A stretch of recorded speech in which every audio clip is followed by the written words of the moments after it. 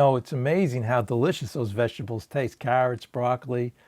And I always bring up fruit is amazingly delicious, and it has all the healthy fiber and vitamins, and it's not processed. You realize a pastry about this size, a pastry could be 550 calories. I think this orange is about 80 calories. But it tastes much better once you get off of that junk. You know, you're talking about broccoli. You know what I eat sometimes? Rice cakes. And some people say, well, it tastes like cardboard. But because I'm off all that junk, it tastes delicious. You really taste the flavor. And don't forget the water, right? This is delicious. It really is once you get off the other stuff. 0 calories. How many calories a week do we drink? You figure that out. Some drinks are 800 calories. A soda could be 150 calories. But they taste terrible. This is after a while if you get off that junk. That's why I don't drink diet soda, because diet soda has that synthetic sugar in it and it ruins the palate, and then you want more sweet stuff. So what I just drink is this is actually God's gift. Talking about a spiritual program, this is God's gift. That's what I need. I need a complete shift in thinking. When you think about it, we did have a shift when we were young and we would listen to all these commercials. We put up on all this crazy food. That was our shift, thinking that was the answer.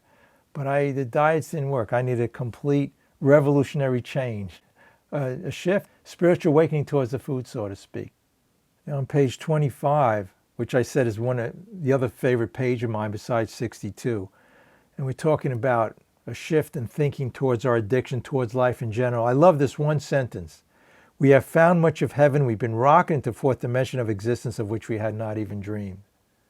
And I know when I read that, and I've been on a lot of meetings and people they say they can't, it's not possible. What are you talking about, a fourth dimension? This whole program has got to be crazy. But when I hear people work these steps, yes, we've been rocketed into another dimension of thinking, which is far greater than being into the self. You know, we talked about our addictions versus spirituality. The addictions are all about the self. I know what I'll do. I'll eat all this food, I'll feel better. I'll have more alcohol, more drugs. I'll get more success in life, more people liking me. That's the answer. Never get enough and never works. And it's not the answer. The answer is in this inner shift, as we talk about, which we get through the 12 steps. And step 12 says, having had that spiritual awakening as a result of these steps. So if anybody here hasn't felt it, believe me, it's very possible by working the steps. It's promised. Actually, we have in our program called The Promises. If anybody new here, in the big book on page 83, 84, and 85, it promises you. Read those, and it tells you what your life will be like once you work this program. And if it's not, we go back, and actually that's what our workshop is all about on Tuesday morning, steps 10, 11, and 12, being in working this program in our daily life. Yeah, I mean, I heard in the shares, it's pretty amazing, right? Who thought we could be joyful and happy, not wake up in fear, anxiety, depressed? And like I heard even Samantha talk about, and everybody else, we have an answer to all of that. If you liked the video so far, press the like and subscribe button. Come to our free Zoom meeting. See info in description. Now back to our video. Actually, we're lying to ourselves. You realize when we're in fear, it's a big lie. Because all these things we think about really aren't true. You know, it's not all about us. We think it is. That's the defect. My biggest defect of character was pride. Thinking I was the center of the universe, that the world is all about me. And all these things out there, that's where I was going to find my happiness, from the food or people or success. It was miserable. And everywhere I went for help, all the self-help books, even the diet self-help books, everything told me to control the things on the outside. That would be fine. Never really change. It's all about a perception change in the brain. And that's what the steps are. A spiritual awakening, when I started, and it says in We Agnostics, rising above all of these everyday situations and problems. I like that analogy. You know, you go into a room, 2 people in the corner talking, you think they're talking about you. But I have something interesting that I think now. I could go into a meeting in a room and people could be gossiping about me, not liking me, and I could sit down and be reasonably happy and smile. That's the big difference in my life today, or going to work or wherever it is.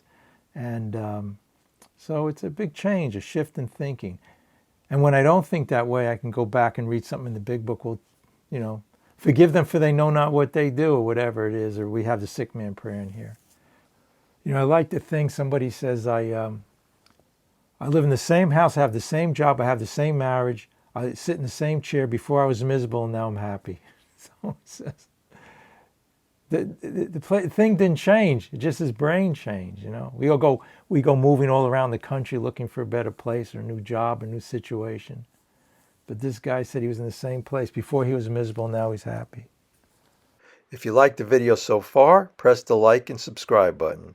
Come to our free Zoom meeting. See info in description. Now back to our video.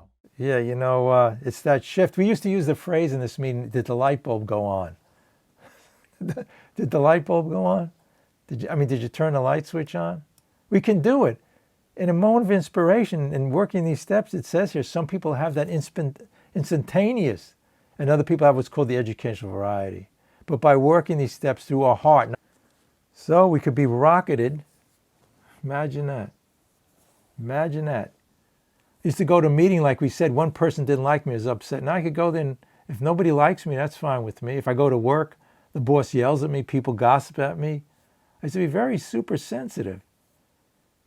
The shift is the thinking's on a different plane, the same with the food, the same everything in life. It's all the same thing. It's getting out of the self. We have the fourth step, pride being number one. It's an amazing, the shift, the spiritual awakening. But I didn't know, I always looked on the outside, changing people, if the world would change, want to be direct to the play. But it's all related to the addiction to food. These 12 steps. The perception change. I had to look at, I wanted healthy, like we talked about here, healthy foods. These have tremendous amount of nutrients and vitamins in them. The processed food doesn't have that. Also, you could eat a lot of this. Again, this is like very minimal calories density compared to the processed foods, which today is, you know, and then the water. And so this alone, if you get it this week, if you can get into drinking water, that's going to be the cure to your problem, the answer, the solution. You'd be amazed. And you'd be amazed how good after a while you wouldn't want all that junk and goopy drinks and 800 calories of nonsense. Only it's faith. Amazing grace. Grace, the higher powers, grace comes in. We heard Scott just say. And then all of a sudden we put on a new pair of glasses. And if everybody here was for food addiction, same thing, seeing it differently. Not this poison the corporations are giving you. You have that shift. You don't want to be bloated like this. Think of it differently. The diets aren't going to work, but a change of thinking. That you want to feel healthy, clean inside, not all of this food.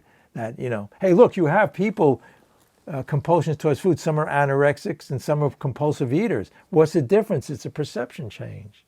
So we can take that perception, which, look, the perception change we have about some of us who gorge on foods is from the commercials on TVs. We're a slave to the corporations. So we have to change our thinking, have a shift. And it's amazing. It happens. And sometimes slowly. Sometimes during the day, do an exercise. Say, do I want all of this icky food, all stuffing it in? Do I want my stomach to be bloated? That's not a natural, wholesome feeling. That's not what God intended. The brain, actually, when we get out of the self-centered fear and you listen to your inner self, the receptors in the stomach say they're expanding and they hurt. The hypothalamus lets you know they had enough. But we, in our own intellect and what we call infinite wisdom, have figured out that this is our higher power making these false idols, food, money, people. You just hear a lot of talk about your family, your brother, whoever it is. And that's being, you know, codependency. That's another program. If you liked the video so far, press the like and subscribe button. And this program's about letting go. The whole thing is letting go and letting. We naturally created in God's image. We have the joy is in here. We just bury the sunlight of spirit, as it says in the big book, with our ego. God gave us an ego and intellect to use for certain things, but we misuse it. Gave us the flight or fright response to use that. You know, if somebody is going to hit us over the head with a hammer, but we use it for the way somebody looks at us or what they have to say about us. How crazy is that? Remember the nursery rhyme when you were a kid? Sticks and stones will break your bones, but names will never harm you. How many of us forgot that?